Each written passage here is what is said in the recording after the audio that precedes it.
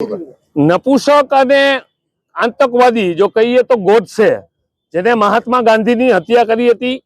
મહાત્મા પિતા ખાલી ભારત દેશ નહીં પણ વર્લ્ડ છે એને મહાત્મા પિતાનું બિરુદ આપ્યું છે. ત્યારે આવા લોકોનું નાટક, આવા લોકોના સ્ટેચ્યુ મૂકવા, આવા લોકોના બેનરો બનાવવા, ક્યાં સુધી યુવાનોમાં ઝેર પડતા રહેશો? ક્યાં સુધી આ ગાંધીજીને તમે હજી મારતા રહેશો?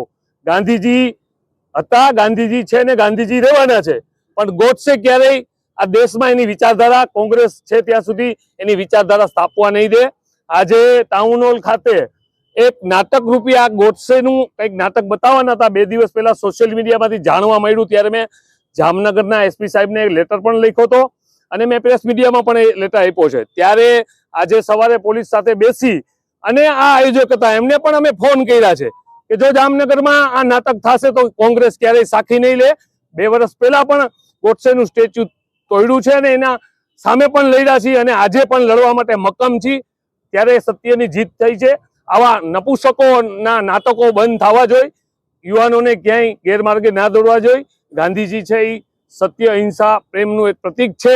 એને દેશને લડાઈ કરી, દેશ માટે લડાઈ કરી અને આઝાદ દેશને કરાવ્યો છે. એક મીઠાની એક ચપટી ભરી અને એકતા બાંધી છે. આવા લોકોની જીત થઈ છે, સત્યની જીત થઈ છે.